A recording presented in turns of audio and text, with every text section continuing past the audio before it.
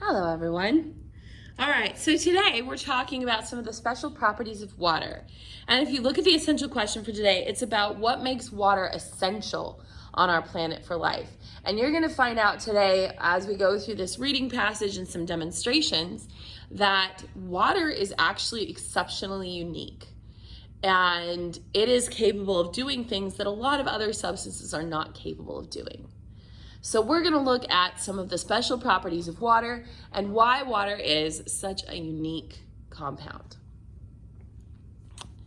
What are the physical and chemical properties of water that make it so unique and necessary for living things? When you look at water, taste and smell it, well, what could be more boring? Water is virtually colorless and has no taste or smell, but the hidden qualities of water make it a most interesting subject.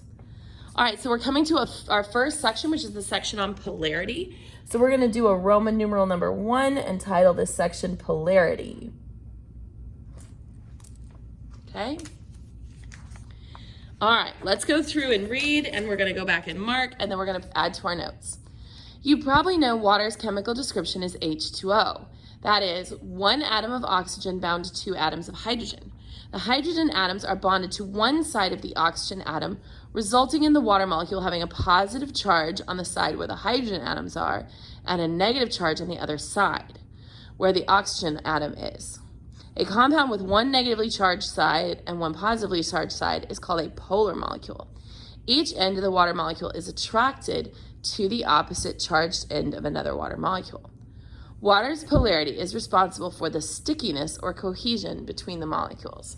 Okay, so let's break this down. They said the hydrogen atoms are on one end and the oxygen atoms are on the other end. We've got a positive charge where we have the hydrogen atoms and a negative charge on the other side where the oxygen atoms are. Okay? So then we have this vocabulary word, a compound with one negatively charged side and one positively charged side is called a polar molecule. Okay?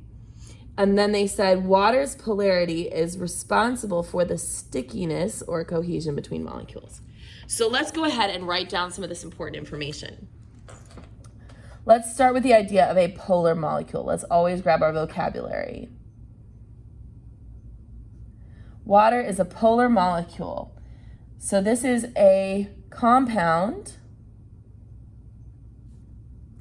with one negatively charged end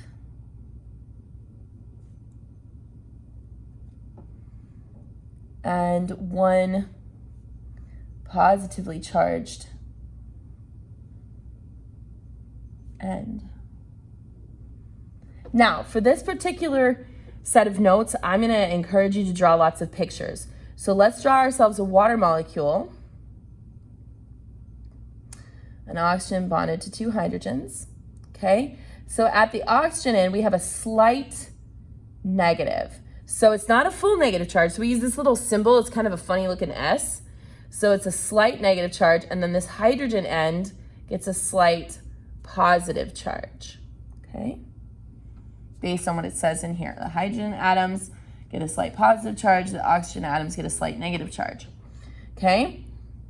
Polarity makes water molecules stick to each other.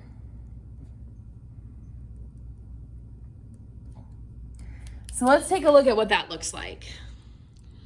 Okay, so here I have a model of a single molecule of water. You've got your red oxygen and your white hydrogens. Now remember that the red end is supposed to have a slightly negative charge and the hydrogen end is supposed to have a slightly positive charge. So when I put a bunch of these together, if I try to put the hydrogen sides next to each other, whoop, look at that. It turns my water molecule right around.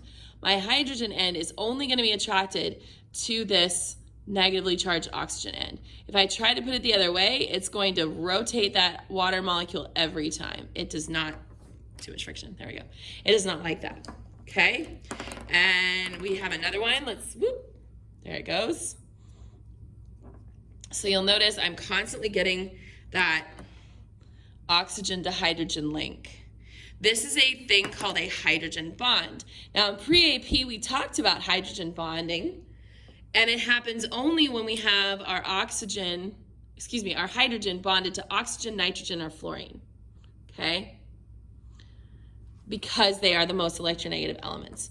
So this special type of polarity, this is not just polar, this is extremely polar, okay? Which is what we call hydrogen bonding, okay? So they're always gonna link up in this same hydrogen to oxygen pattern because of its.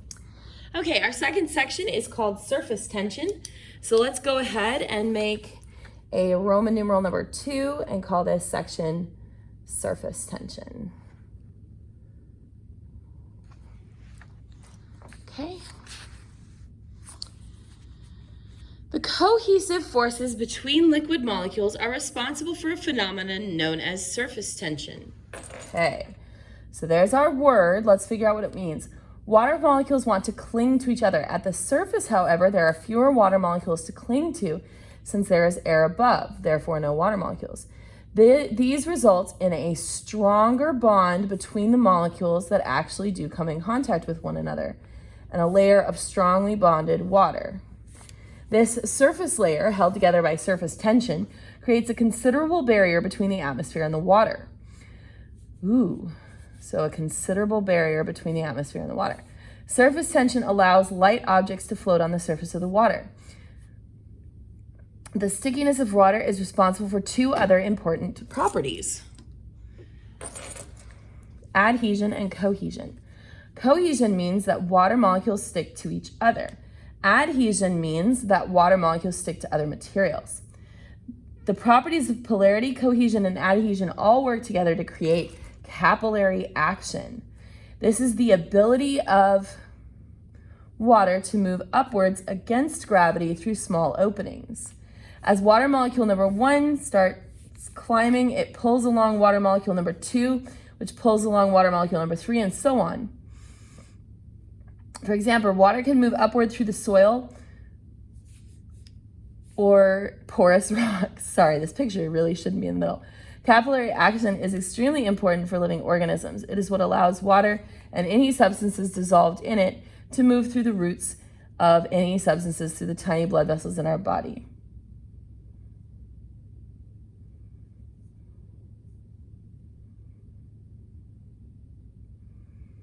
There we go. Move it through the roots of plants and through the tiny blood vessels of our bodies. There we go.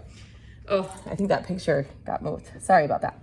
Okay, so that's a lot of information. Let's get that in our notes. So surface tension is the stronger bond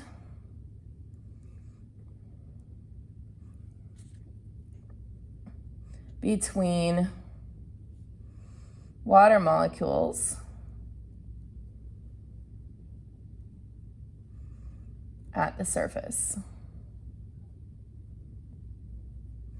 And it creates a barrier between the water and the atmosphere. Okay, so I have a quick little demonstration for surface tension. I'm gonna scooch us over just a little bit. So in my little Petri dish, I've got it filled pretty much to the brim with water.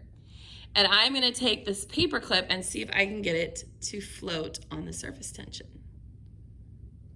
Now this has to be done. Gotta really finesse it.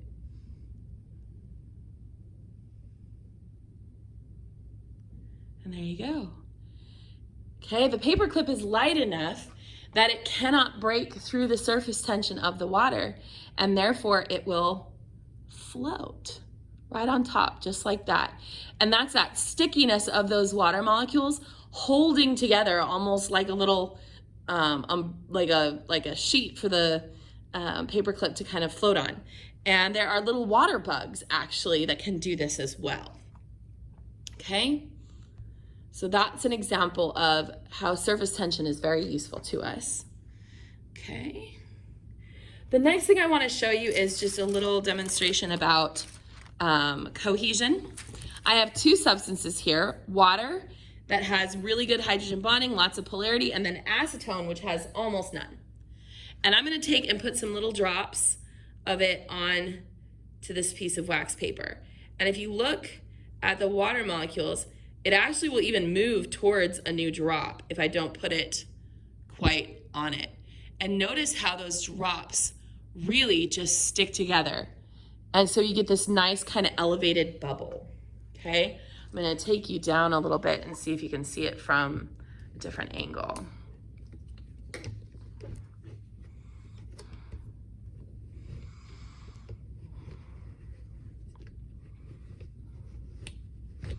Okay, so you can really see how that's just sort of like an elevated bubble almost, okay? So then let's do that same thing with a liquid that is not going to have a whole lot of hydrogen bonding. This one is acetone, like what you use in nail polish remover. Watch the difference. It doesn't form nearly as nice of a bubble, and it doesn't like to stick nearly as well as the water does. Kind of likes to separate. Okay. Okay, so for adhesion, I do want to show you one little thing about the way water sticks to stuff. Okay, so in one of these graduated cylinders, I have water, and in the other, I also have water. Now, if we look at the plastic one, zoom, you will notice that right there at the line, it's straight across. There's no attraction of the water to, there we go. It's a nice straight line. No attraction of the water at all to the plastic. And that's because plastic is a polymer chain that has very few little attractive forces, okay? Water, on the other hand, I'm sorry, not water, glass, on the other hand, is made of silicon dioxide, which has lots and lots of little particles that have little attractions.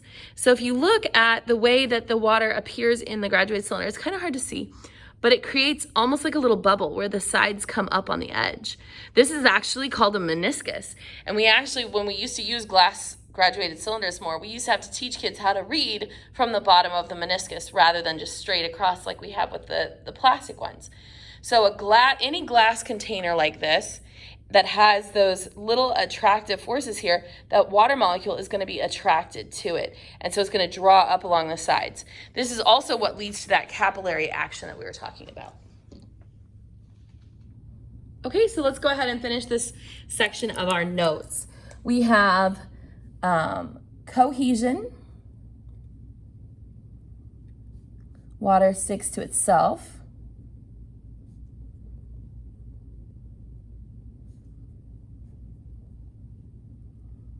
And we have adhesion, where water sticks to other surfaces. Then we have capillary action,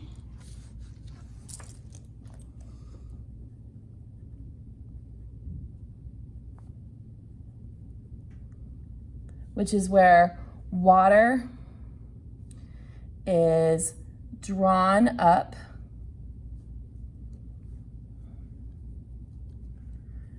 through small tubes due to polarity, cohesion, and adhesion working together.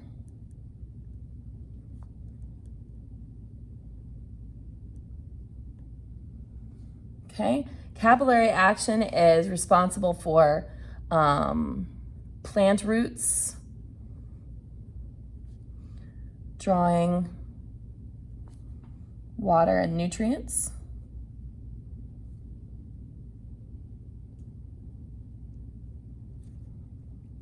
up to the leaves. It's also responsible for movement of blood.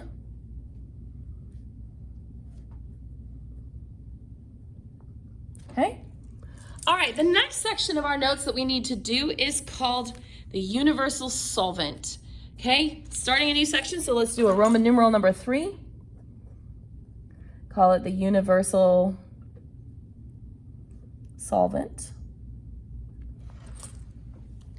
And this is probably one of water's most important properties here, and that is because it is a universal solvent. So let's talk about what that means.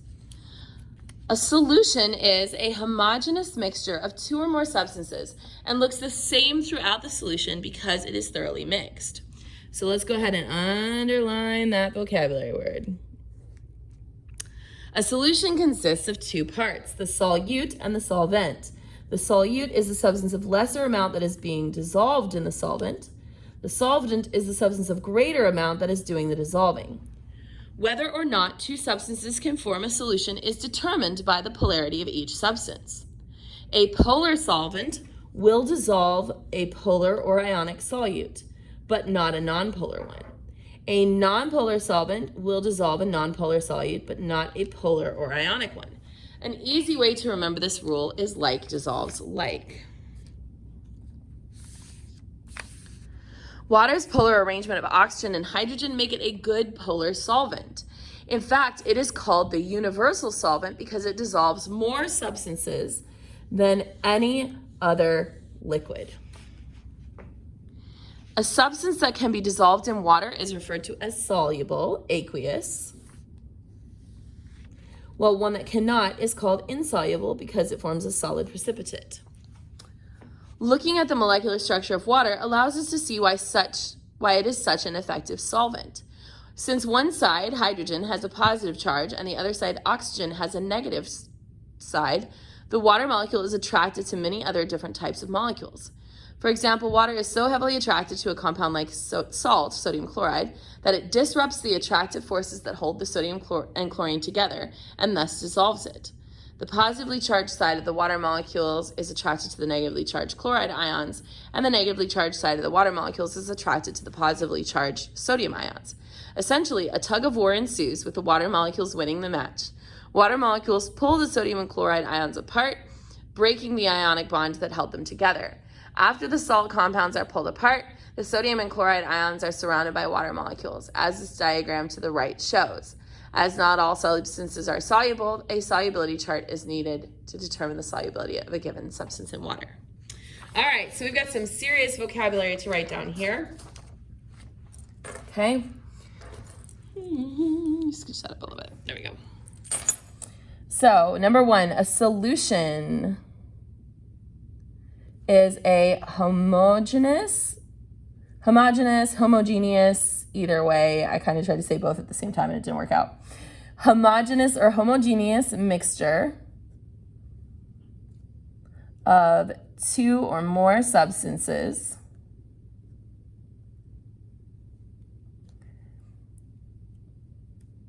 looks the same throughout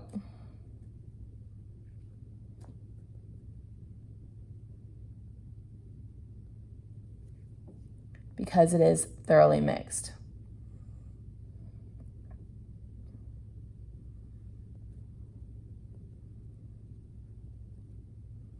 Okay, there are 2 parts to a solution.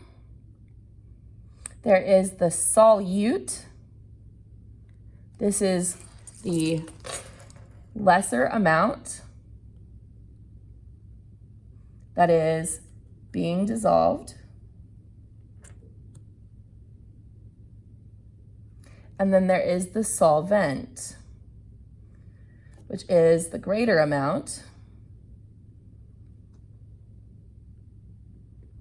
that is doing the dissolving. Okay, I'm out of paper, so I'm going to go over to page 100 and complete my notes over here.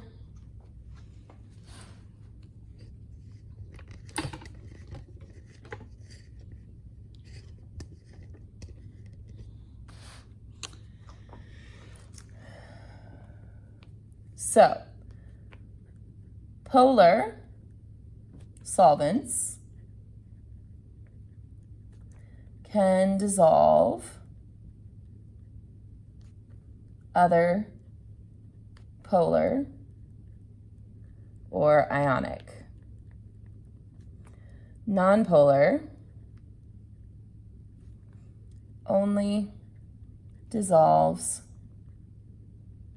polar. I'm sorry, nonpolar.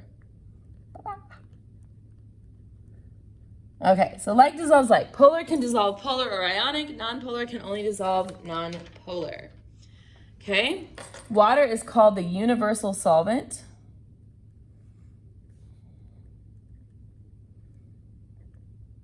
because it dissolves more substances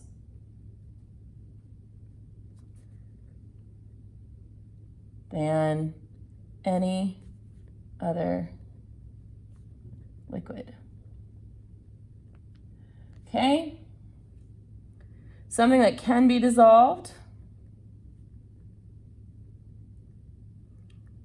in water is called soluble, AQ. Anything that cannot be dissolved in water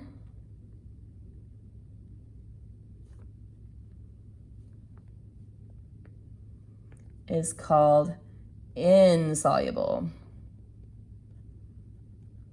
And we would use an S for that because it's going to form a solid precipitate. All right. This next section we're going to look at.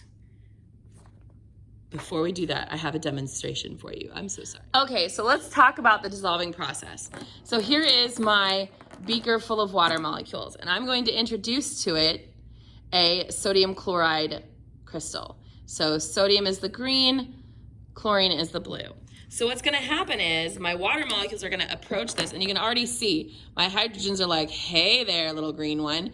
And you actually reach a point where the attraction of the hydrogens to the green is stronger than the attraction of the green to the blue.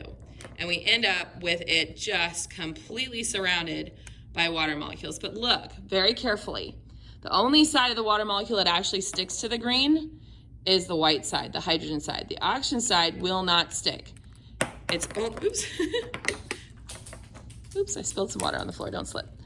All right, so it's only going to stick to the white side, okay? Because the sodium ion is slightly, I'm sorry, this chlorine. The chlorine ion is slightly negative, and the hydrogens are slightly positive, so the hydrogen side is gonna stick to the negatively charged chlorine.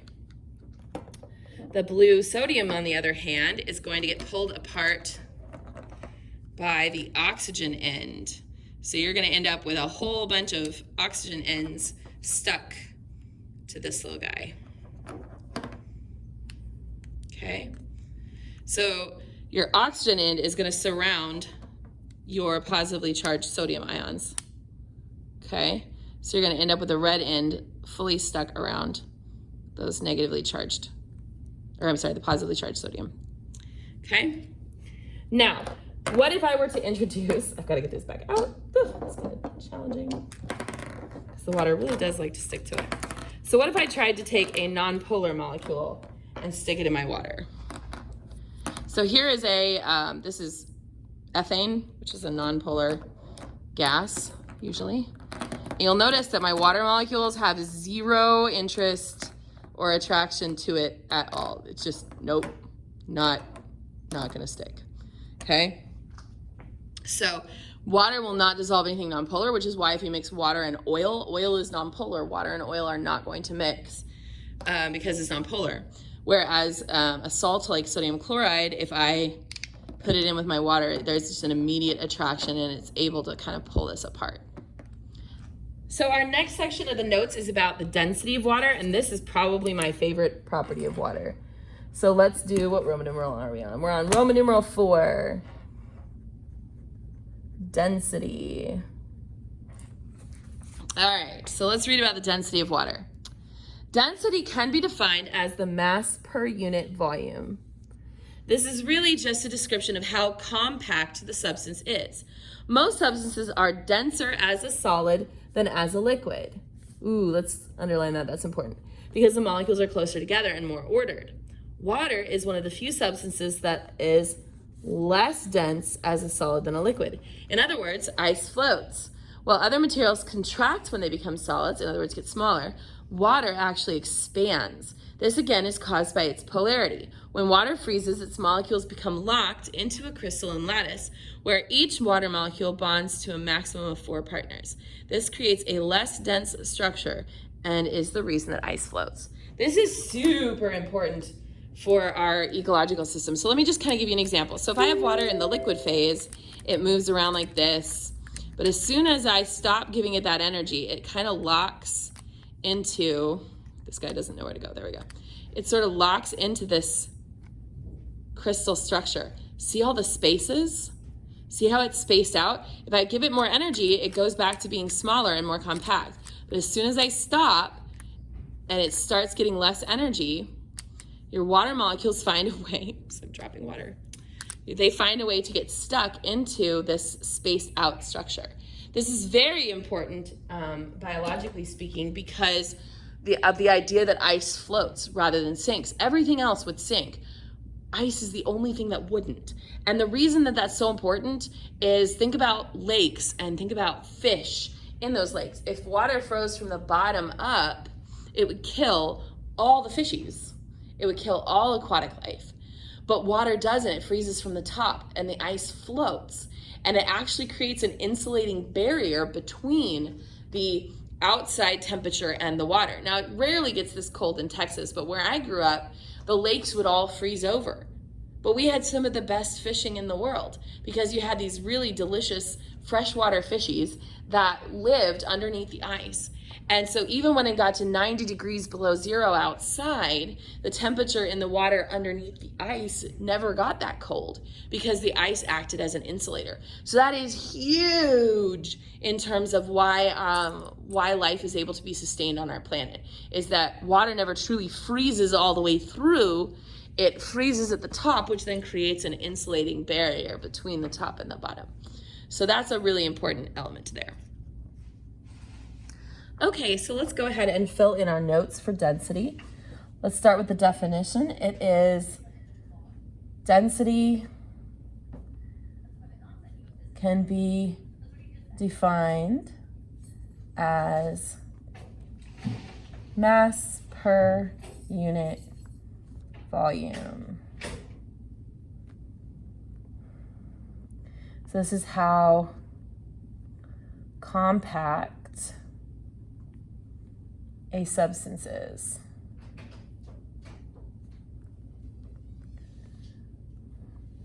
Most substances are more dense as a solid than as a liquid. Water is an exception.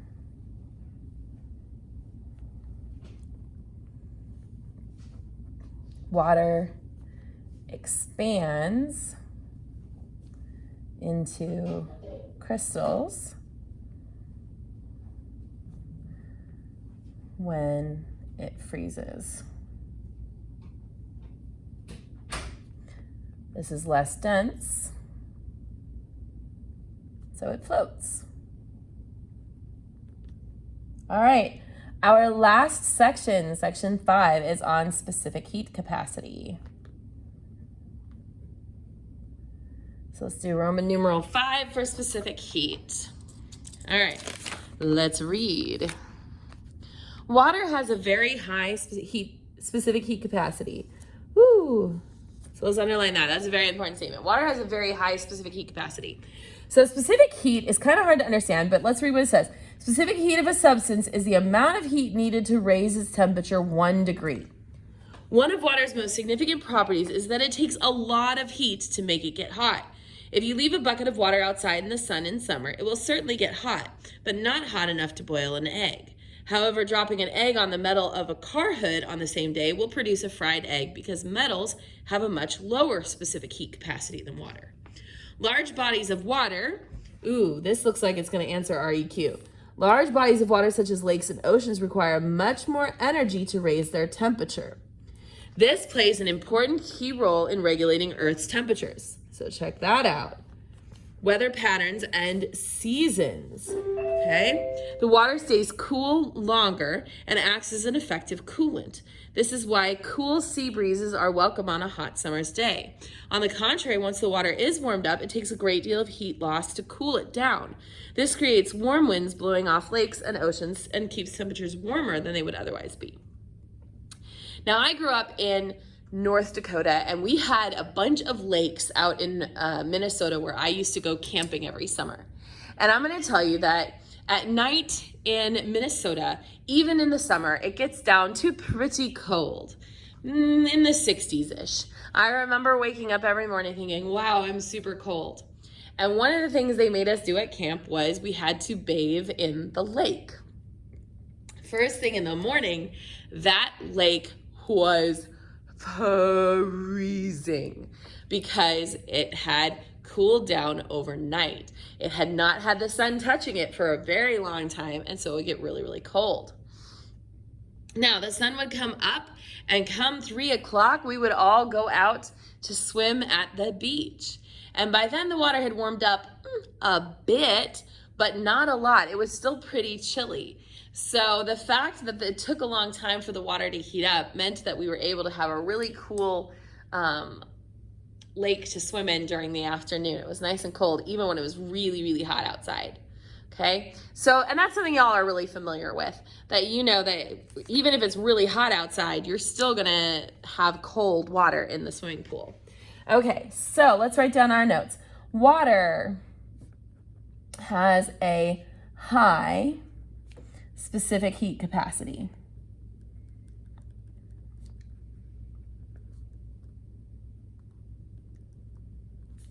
This is the amount of heat, getting ahead of myself, the amount of heat needed to raise the temperature by 1 degree. Okay? Water's high specific heat capacity means that large bodies of water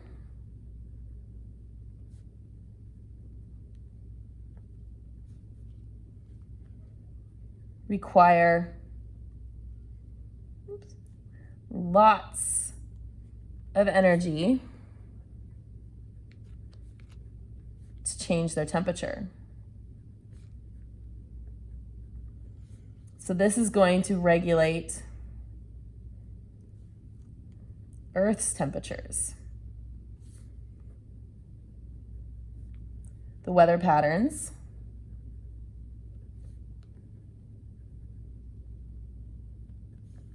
and our seasons.